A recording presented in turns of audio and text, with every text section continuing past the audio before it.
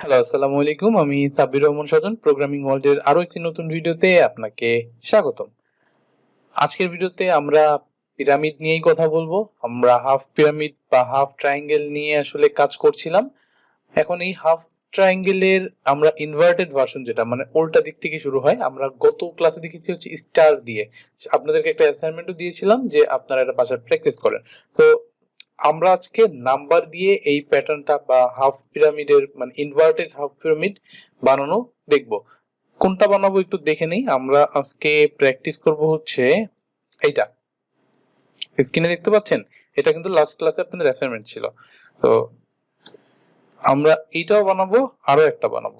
n equals to যদি 5 হয়, আমরা দেখানোর চেষ্টা করব শুরু কর থেকে 5 5 5 5 5 4 4 4 4 3 3 2 2 এবং 1। আমরা এই দুইটা প্যাটার্ন আজকে বানানোর চেষ্টা করব। এটা কিন্তু half pyramid inverted half pyramid বলা হয় এটাকে। তো চলুন কোডে চলে যাই। প্রথমে আমরা নতুন একটা ফাইল তৈরি করে নেই, new file, empty file, save করি। Inverted number dot CPP hash include using space std int main return 0। তো আমাদের বেসিক স্ট্রাকচার লেখা শেষ। আমরা বরাবরের মতোই আমরা ইউজারের কাছ থেকে একটা ইনপুট নেওয়ার চেষ্টা করি। ইউজারের কাছ থেকে ইনপুট নেই, int n একটা ভেরিয়েবল ডিক্লেয়ার করলাম, cout please input a number. ইউজারকে বললাম একটা নাম্বার ইনপুট করো। তো ইউজার ইনপুট করে দিবে cin n। আশা করি আমার ভিডিও যদি আপনি দেখতে থাকেন এই জিনিসটা আপনার মুখস্থ হয়ে যাওয়ার কথা, কারণ প্রত্যেক ভিডিওতে আমি একটা কমন জিনিস এটা করে রাখি। তো এখন হচ্ছে আমরা সরাসরি কোডে চলে যাই। আমরা সেম ভাবে আগের মতোই আমরা দুইটা ফর লুপ চালাবো। For int I equals to 1, I less than or equals to কত হতে পারে n I plus plus। আর একটা ফর লুপ লিখে নেই, for int j equals to 1, j less than or equals to I এবং j plus plus।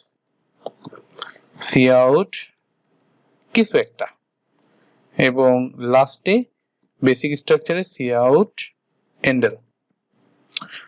তো এটা মূলত আমাদের বেসিক স্ট্রাকচার। এখানে যদি আমি যাই প্রিন্ট দেই না কেন, যদি এখানে স্টার প্রিন্ট দেই তাহলে কি দেখাবে, আমি 6 দিলে এই যে আমার এই যে এই পিরামিডটার মতো দেখাচ্ছে।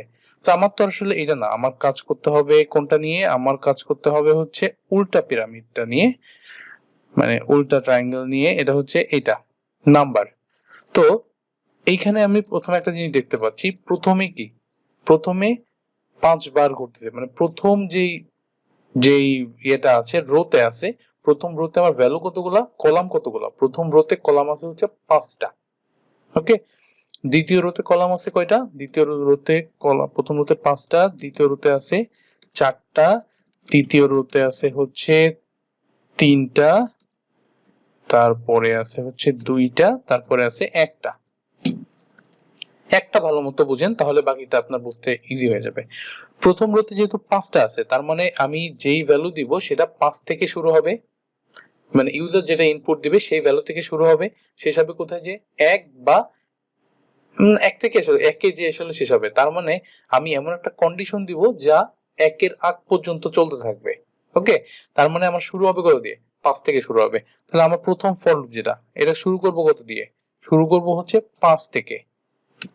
ওকে, এরপরে আমরা কি বলছি, আমরা বলছি হচ্ছে 5 থেকে শুরু হবে এবং কতক্ষণ চলবে, যতক্ষণ না পর্যন্ত আমার লুপটা 1 এর থেকে সমান অথবা বড় থাকতেছে ততক্ষণ পর্যন্ত লুপটা চলতে থাকবে। তো এই কন্ডিশনটা আমরা খুব সুন্দর করে দিতে পারি। I যদি greater than or equal to 1 হয় তাহলে আমার এই লুপটা চলতে থাকবে। এখন আরেকটা কাহিনী আছে, সেটা হচ্ছে দেখেন প্রত্যেকবার কি আয়ের ভ্যালু বা এই ভ্যালুটা কি কমতেছে না, বারবার কিন্তু কমতেছে। রো সংখ্যা যদিও বাড়তেছে কিন্তু রো প্রিন্ট হচ্ছে কিন্তু ভ্যালু কিন্তু কমতেছে। প্রথমে ছিল 5, তারপর ছিল 4, তারপর 3, 2, 1, ভ্যালু কিন্তু কমে যাচ্ছে। তো এই কমাটা আমি কিভাবে দিব?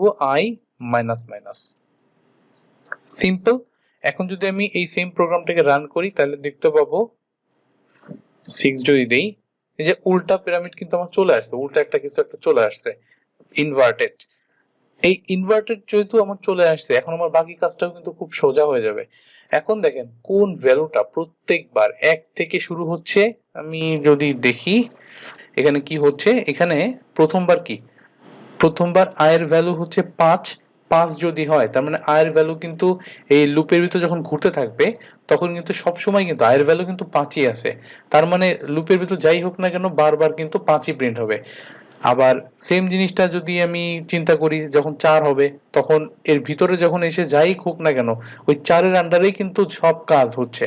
তো এটা কিন্তু আমার নেওয়া যাবে না, কারণ এই ভ্যালুটা কিন্তু ফিক্সড, বারবার চেঞ্জ হচ্ছে না। তাহলে আমি কোন ভ্যালুটা নিব? এখন জের ক্ষেত্রে একটু চিন্তা করি, জের মান প্রত্যেকবার 1 থেকে শুরু হচ্ছে i পর্যন্ত যাচ্ছে। তার মানে প্রথমবার i এর ভ্যালু কত? 5। তার মানে প্রথমবার যদি জে 1 থেকে শুরু করে 5 পর্যন্ত যায় তাহলে আমরা এখানে কিছু একটা মিল পাচ্ছি যে এখন 1 থেকে শুরু করে 5 পর্যন্ত যাবে। তার মানে 1 থেকে 5, যেটা আমার কন্ডিশন ফুলফিল করে 1 থেকে 5। দ্বিতীয়বার কি i এর ভ্যালু কমে যাবে না? 4 হয়ে যাবে। 4 হয়ে গেলেও কিন্তু j এর ভ্যালু 1 থেকে শুরু করে ওই 4 পর্যন্ত যাবে, মানে i পর্যন্ত যাবে। তার মানে 1 থেকে 4, তাহলে একটা মিল পেয়ে গেছি।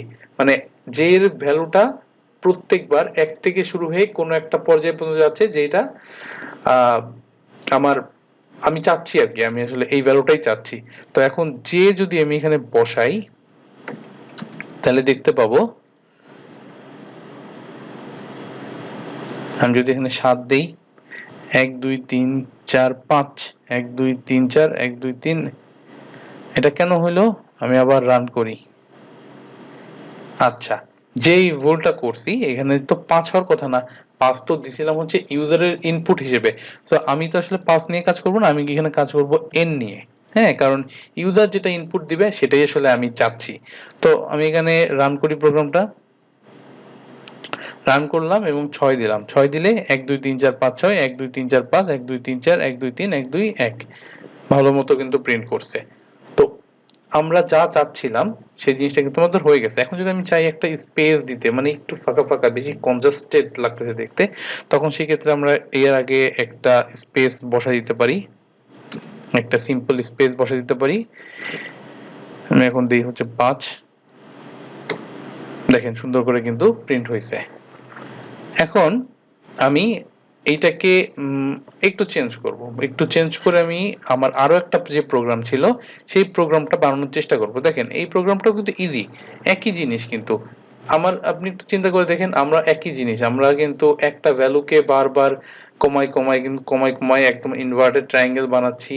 তারপরে আরো কিছু মিল আছে, এখানে প্রথমবার 5 দিছি 5 বার চলতেছে, তারপরে তারপর 4 বার 3 বার এভাবে, মানে অমিলটা কোথায়? অমিলটা হচ্ছে এখানে 1 থেকে 5 পর্যন্ত গেছে আর এটা যাবে হচ্ছে প্রত্যেকবার 5ই প্রিন্ট করবে।